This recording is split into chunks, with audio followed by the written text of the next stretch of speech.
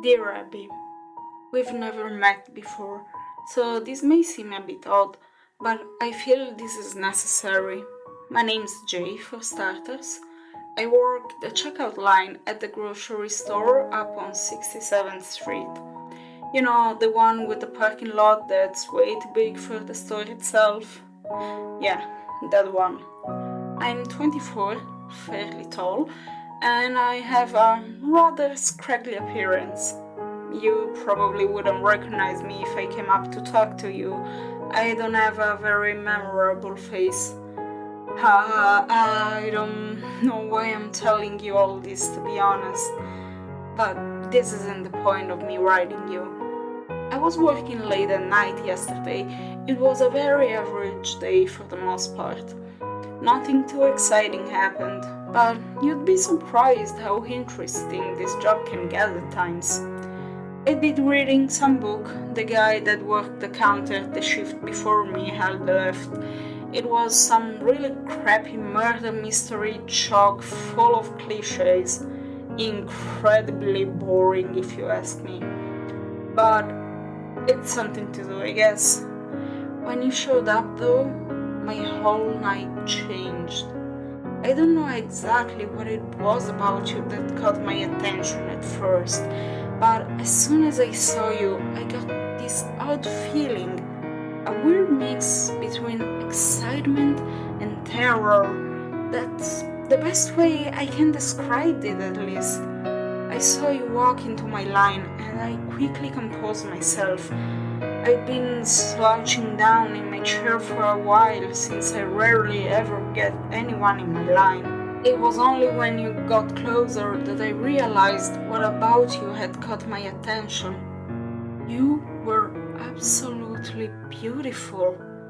You walked up and said, "Hey," and handed me your card. I could tell by the way you were talking and the way you looked that you were very sleep deprived, though this wasn't surprising considering how late it was. After a second or two of awkward silence, I realized that you'd greeted me. I suddenly forced out a hi in response. I cursed myself out mentally for that one. I sat there for a second, trying to focus. "What's your name?" I said. It's only later I realized how odd this must have seemed. What kind of a grocery bag guy asks what someone's name is? I'm glad I did though. I remember you said you were named Abigail, but that you go by Abby for short. Abby. It seemed to fit so perfectly. The name seemed to roll off my tongue as I said it back to myself silently. It was like sweet honey. It just felt good as I said it. You seemed to be perplexed when I looked back at you, and I wondered if I'd done something to upset you. "Shouldn't you be packing those?" you said, and pointed to your groceries. Suddenly shocked and embarrassed, I looked up and apologized, then clumsily started shoving groceries into bags as fast as I could. I couldn't believe myself. How stupid could I be? But when I looked up, I realized you were laughing. "You're kind of cute," you said. I tried to play it off cool, but I was obviously thrilled. A girl like this thought I was cute? "You're too," I said as I hastily packed the rest of the groceries. As you walked out, you turned around as you reached the door and said, "Have a good night." I'm guessing I look pretty stupid writing all this down. You probably still remember it. I mean, it did just happen yesterday, but I went home ecstatic that night and with all the confidence in the world. I feel like it's almost unreal writing it back here. Anyways, I wanted to write you this letter, Abby, to tell you that I love you. I don't know what it was I felt that night.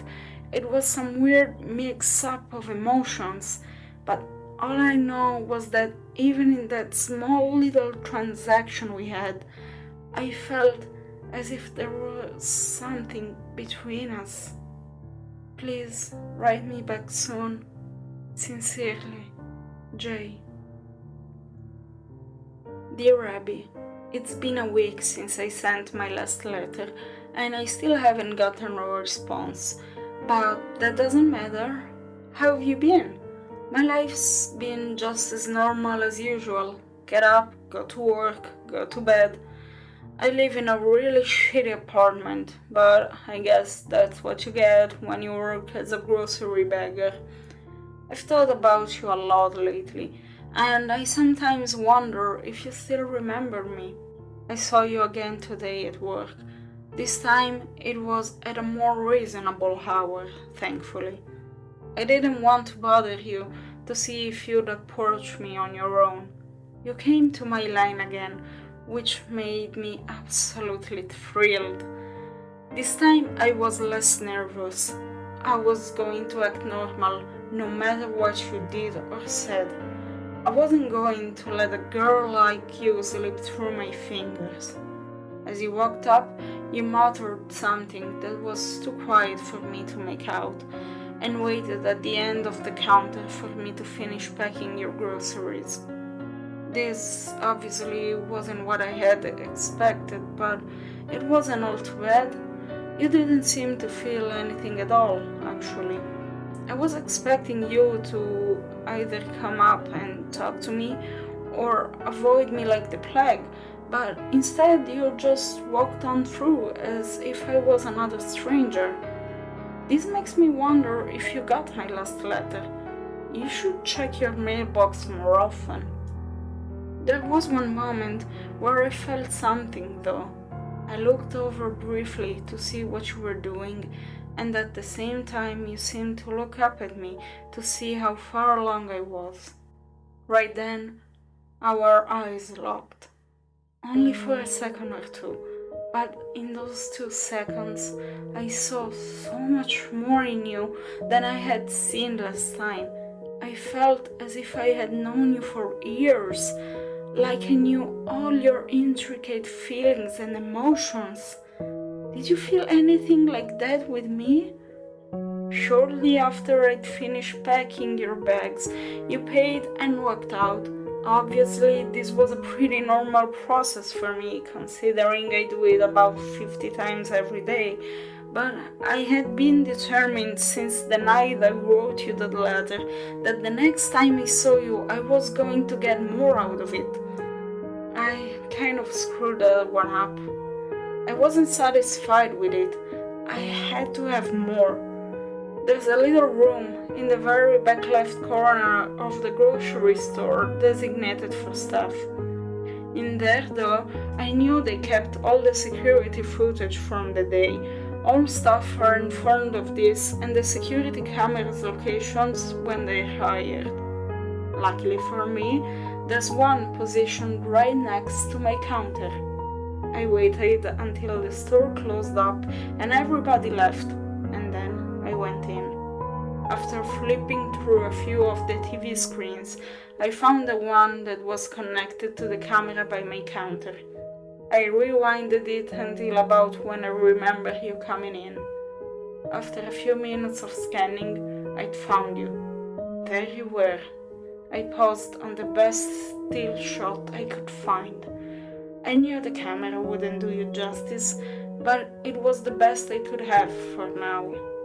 Having a longer look at you, I realized how truly perfect you were. Every feature of your body, your hair, your face, your legs, your chest, was just perfection. I rewinded the tape to when you first came up to my line a few times. I couldn't help myself.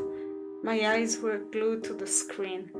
After a few minutes of consideration, I popped out the tape and shoved it in my pocket, and then drove home. I knew I wasn't allowed to. I could very well be fired for taking such actions, but I couldn't help myself. I had to have you with me at all times, even if it means me losing my job. Abby, I love you. I love everything about you. I think about you constantly now. Do you feel the same way about me, Abby? I just want us to be together forever. Right back soon. Yours truly, Jay. Dear Abby, it's been 3 days and I still haven't gotten a reply. Why don't you want to talk to me? I'm still unsure if you got my last 2 letters.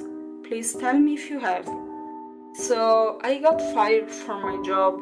They found a missing tape. I got a call from the store owner, my boss, at 6 a.m. on Monday and was told to come in immediately. They were having a mandatory all-staff meeting. When I got there, all of the staff was gathered around a small table with the owner at the head of it. Once everyone had arrived, he told us that apparently there had been a minor robbery yesterday. They'd had about $200 worth of stuff taken from them, and the one tape that would have shown who was the culprit was the one I had taken. Just my luck. He told us that no one was going to leave the room until someone confessed. After a few minutes, I finally gave in. I told him everything about how I felt as if me and you had had some kind of connection. After explaining the whole story, the entire room was staring wide-eyed at me. After I finished, I sat there in silence for several seconds. Suddenly, the store owner broke the tension. Jay, you're fired. Get out of here now and don't come back, he said. I did as I was told and got out of there as fast as I could. That stupid prick, he's always treated me like shit. He's been on my case since the day I got the job. I swear he's just been waiting for me to do one little thing that could justify firing me. And the one time I slip up, he finds out. Why didn't he understand though? Doesn't he get that you and I are meant for each other? Any rational man would have understood. Anyone put in my situation would have done that, right? I've been searching you up a lot lately. With no job, I have all the time in the world to spend learning about you. Do you know how much you can find out about someone with just a first name and a town of residence? I found out your last name's Marrott. What a beautiful name, Abby Marrott. I can't help but say it aloud whenever I think about you. I also found out you're 24 and you live only a mile away from me. I drove down to your apartment complex today. It looks very nice, much nicer than where I live. I asked to see you multiple times, but I was told that you weren't there every time. I felt more and more discouraged every time, but I was determined to see you again. After a few hours of asking, I decided to stay back in the parking lot for a while, waiting for you to come back. And after many hours of waiting, you did. It was late at night, around 10, I believe. I saw you pull up in your car and get out. I felt a sudden rush of warmth at seeing your face again. I know I have the security camera tape to look at, but it doesn't compare to seeing you in real life. I made sure to record it for later when I was at home, this time with a much higher quality camera. I wanted to capture as much detail as possible. I didn't know the next time I would see you, and the security tape wasn't enough for me anymore. I asked the woman at the front desk multiple times what your room number was, but she refused to tell me. She thought I was some sort of creep. See, Abby, these people don't understand us. They don't understand what we feel for each other. I ended up waiting in the parking lot a little while longer until someone came out. After talking to him for a bit, he told me what your apartment number was. He didn't want to talk at first, but I made him. You'd be surprised what you can make people tell you when you're holding a knife to their chest. Don't worry, I didn't hurt him too bad, but we can't have someone interfering with us. Don't you agree, Abby? I'm sick of all these people trying to keep us apart. I ended up watching you from the parking lot for a while. Once I found out your room number and how the rooms in this complex were organized, it wasn't hard to locate it. You should be more careful about shutting your blinds, I was easily able to watch you from the parking lot. I can't get you out of my head anymore. Ever. All I do is watch that video I took of you over and over. Abby, I want to be with you forever. I want to wake up in the morning to see you next to me in bed. I cannot wait until the next time I see you again. Love, Jay. Dear Abby, I have some really exciting news, Abby. I'm moving in with you. Aren't you excited? We can spend hours and hours and hours together. It'll be just perfect. Let me explain. My job paid just enough so I could make rent and pay for food every week. Because of this, I had little to no money in savings, nowhere near enough to last a very long time. When you take that money flow away, it doesn't take very much time until you have nothing left. I was able to get by for a few days, but just today I got evicted. This could actually be better than I had originally thought. I wouldn't be surprised if that guy that gave me your room number has been able to contact the police by now. This way, they won't be able to find me, and we get to spend all the time in the world together. It's perfect, isn't it? I made sure to bring all my tapes and photos I've taken with me though, and my cameras, of course. You should really tell whoever's managing your apartment complex to get better stuff. I was able to get by security easily. I went up to your room and knocked on the door, but I got no answer, so I decided to get in by other means. After scanning the footage I took from last night over a few times, I noticed that you have a ventilation shaft in the corner of your room. Not surprising considering how hot it can get in the summer here. I figured there had to be some kind of maintenance hatch that I could get in through. After a few minutes of looking around, I found a door at the end of your hall that seemed to be some kind of staff room, and luckily there was a way into the vents there. I crawled through them until I got to your room. It was very cramped and hard to move around in, but I managed. When I got there though, I felt a rush of success. I figured since the lights were out and I couldn't see you that you weren't home, but I'm patient. I scanned every part of your room, trying to memorize all the intricate details. Your scent overwhelmed me as I sat there. I had caught it briefly during the 2 times I saw you at the store, but never this strong. It was mesmerizing. I couldn't quite place my finger on it, but it reminded me of something. It was almost like peaches. I sat there, hunched over for a few hours, though I've taught myself to be extremely patient. I can sit completely motionless for hours at a time, not moving a muscle. No one was going to notice me. Then you finally got home. I felt a wide smile form on my face the second I heard the door open. There you were, my love. Of course, you took no notice to my presence. The light in your room seemed to be angled perfectly so you couldn't see anything in the vent after the first few inches. I tried to contain my excitement, but I started breathing very heavily. I tried to cover it up as best as I could, but it was hard. You suddenly looked right at the vent. I went completely silent. After a few seconds, though, you seemed to lose interest. This made me smile.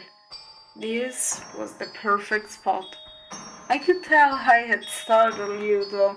All throughout the night, you were turning over in your sleep to look at the vent. People seem to have a sense for when they're being watched. It can send them into complete panic. Don't try to fake it, Abby. I can tell when someone's awake, when someone's truly scared, sleep becomes impossible. Why are you so scared anyways? It's just me. Why would I scare you? You do love me, right? You know I love you. I'm looking forward to spending every day with you now, Abby. Write back if you can. Love, Jay. Dear Abby, I saw you wake up this morning. I didn't sleep a wink last night. You were too enthralling. I spent the whole night watching you. I couldn't help it. Anytime I tried to look away, my eyes seemed to be drawn back a few seconds later. You look even more amazing when you're sleeping, you know? You'd be surprised how much you can learn about a person's personality by watching them sleep. I was tempted to get out of the vent to get a better view of you multiple times in the night, but I resisted the urge. I couldn't have you figuring out I'm here, not yet at least. You seem to spend a lot of time in your bathroom in the morning. I assumed you were taking a shower or putting on makeup. Why would you do that, Abby? Anything you could do to change the way you naturally look would only cover up your true beauty. Why would you want to do that? Don't you want the whole world to see what I see in you? You left shortly after to work, or at least that's what I assumed. After careful consideration, I decided to leave the vent. I slid my hand through one of the slits and felt around for one of the bolts. The surface of the vent was very smooth, which made them very easy to find. I grabbed onto one and twisted as hard as I could, and finally was able to pop it off. I did this with all the other bolts, and finally removed the grating. The first thing I did was go over to the bathroom. I quickly disposed of everything I could find that you could use to mask your face. That stuff disgusts me. This way everyone will get to see how you truly are. I also found something else in there, your hairbrush. I grabbed it and brought it close up to my face to examine it, with a very thick, rounded handle. But that wasn't what interested me. The hairs. That's what made me so interested. I took a good few minutes to pull every one of them I could see out and line them up on your counter. I counted them. I'd gotten 59. This pleased me greatly. I quickly scooped them up and put them in my pocket. I spent the rest of the day going through your stuff to learn more about you, your interests and such. I take it you're a big movie fan, Abby? I found your collection in the back of your closet. I have to say it was quite impressive. I found something else in there that made me mad. A picture of you with another man. It disgusted me just looking at him, holding you like he owned you. I'm the only one that can have you, Abby. No one else. At about 8:30, I considered starting to get back into the vent, since that's usually about when you get back from work. Then I had another idea. I looked at your bed. The blankets hang low enough to the floor that you couldn't see underneath the bed unless they were lifted up. I first screwed the vent grating back on and slowly slid under with a smile on my face and waited for you to get home. When you finally came in, you looked completely pale, and I noticed someone else came in behind you. They were talking to you about hearing noises coming from your room throughout the day. I mentally yelled at myself. I would need to be more careful from now on. Going under the bed had been a good idea though, since obviously your first thought was to check the vent. You thanked the person and they left. Finally, you and I were alone. I sat there in silence until you went to bed. It seemed to be an eternity before you did. I wanted to get a closer look at you tonight, and this was my chance. You got in bed and turned off the lights. I was cautious though. I waited for hours to make sure you were asleep, and when I was sure you were, I slowly slid out from under the bed. And I saw you there. You looked absolutely stunning. Every curve of your body was perfect. Every little detail was beautiful. I was in awe just looking at you. I reached out my hand and I started to stroke your face. It was soft like silk. I felt myself starting to get hard. Your beauty was overwhelming. I slowly reached down and started to pleasure myself. I tried to control myself out of worry of waking you up, but I couldn't help it. I felt pure ecstasy. Everything about you was perfect. Suddenly, you seemed to turn and started to wake up. Horrified, I quickly slid back under the bed, trying to be as quiet as possible. A few seconds, I saw you get out of bed and look around. I could sense your fear even without looking at you. You should feel calm with me around you, Abby. I'll protect you, Abby. No one will ever touch you but me. I'd kill someone for you, Abby. I made sure to pay attention today. You didn't bring in my letter from yesterday, or any mail at all. You must just not check your mailbox. I'm going to change that though. I'm going to leave this one on your desk tomorrow. Oh, I forgot to mention, I'm making something special for you. Check in your closet after you read this. Yours forever, Jay. Dear Abby, I spent more time today working on the surprise while you were at work. You're really gonna love it, Abby. I've put a lot of work into it, you know. I spent a few hours today pulling the finishing touches on it, and I think it's finally ready for you to see. You got home at about 8:30 again, and saw the letter laying on your desk almost immediately. I started to smile as I saw you open it, waiting to see your reaction. It was really quite interesting watching your face. I could see all your different emotions and thoughts. You seemed to be confused at first, then shocked, then horrified. You started to shake violently, and I saw that you were starting to cry. Do you not like me, Abby? Why were you crying? Don't you love me? Don't you love me, Abby? Everything after that was a blur. You looked over to the closet while still sobbing. You seemed to be contemplating whether to open it or not. Instead, you ran past it and out the door. When you came back, you had all my letters in your hand and started going through them. At some point, you seemed to break down and curl up on the floor, tears still rolling down your face.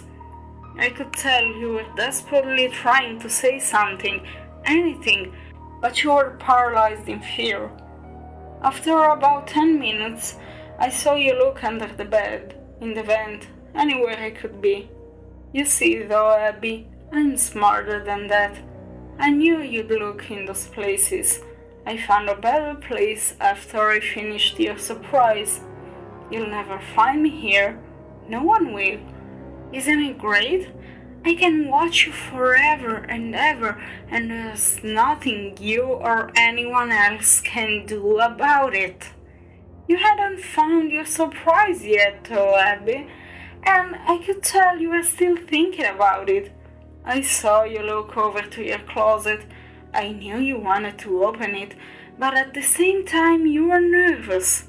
What was going to be in it? What would you find? This couldn't last forever, though. You and I both knew that. I watched you slowly walk over to your closet, fumbling with the handle, trying to get a firm grasp on it. Suddenly, you flung the doors open and saw it. It was a scrapbook of me and you.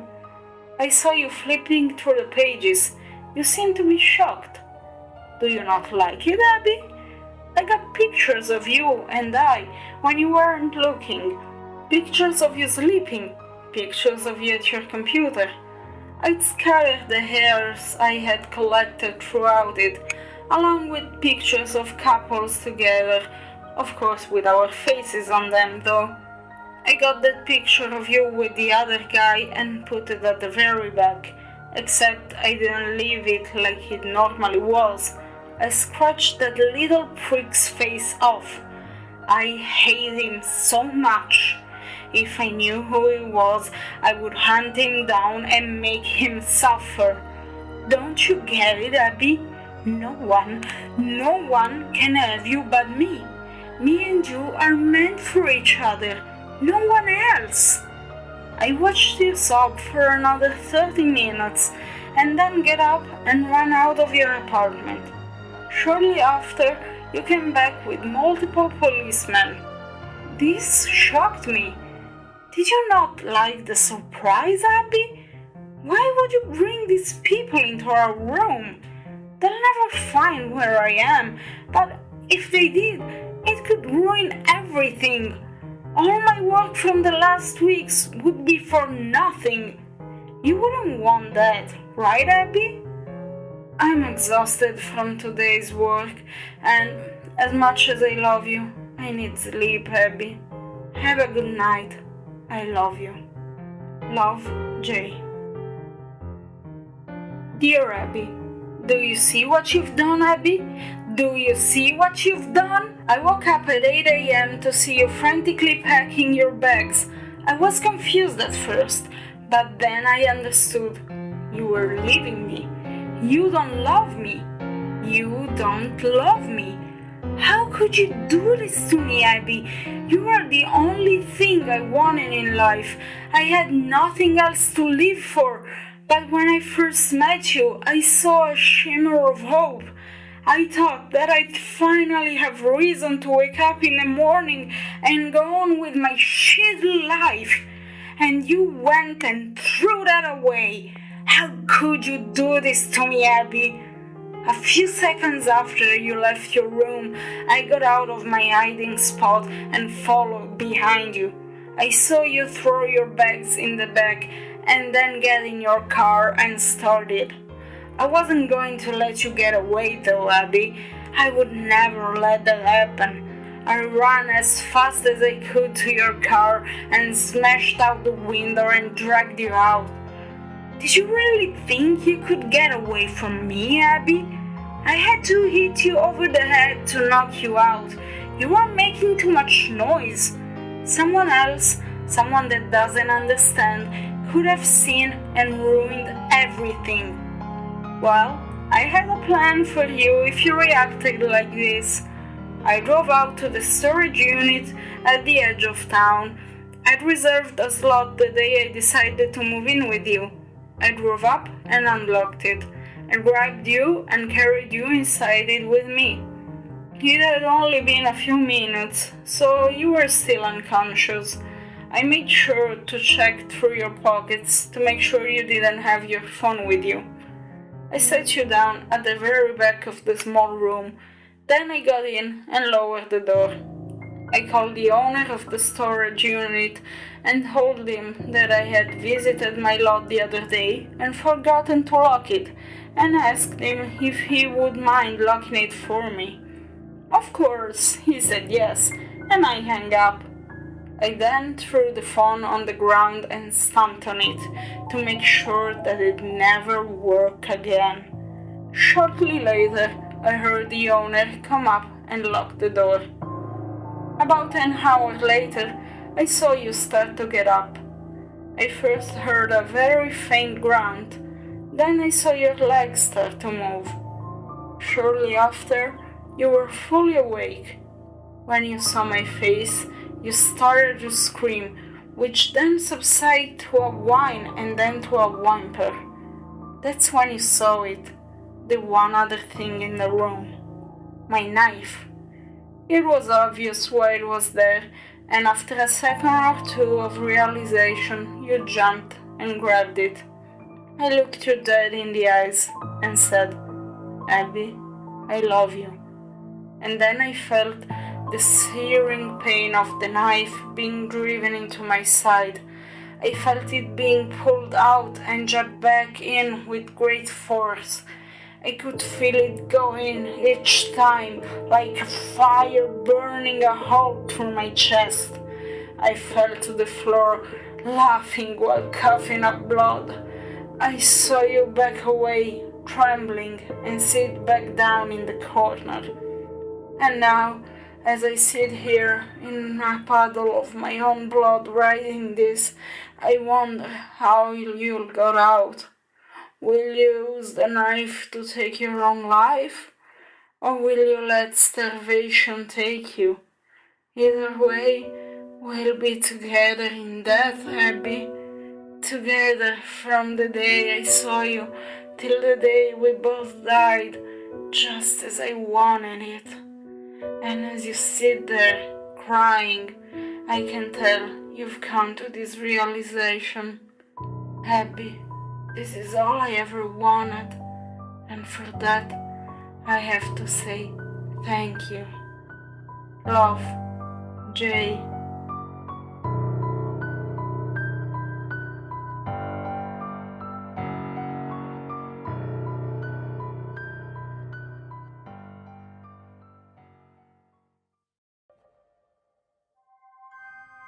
Hello, I am the Gothic Librarian. I hope you enjoyed this reading. If you did, please leave a thumbs up, a comment, and share it with your friends. If you haven't already, please subscribe to my channel. It really helps me a lot. If you have a story you want to share, a request for my next video, or ask me anything, you can contact me through my email, my Facebook page, or my Instagram account, which are all linked down below. Stay safe, and I hope to see you again here at the Gothic Library for my next public reading.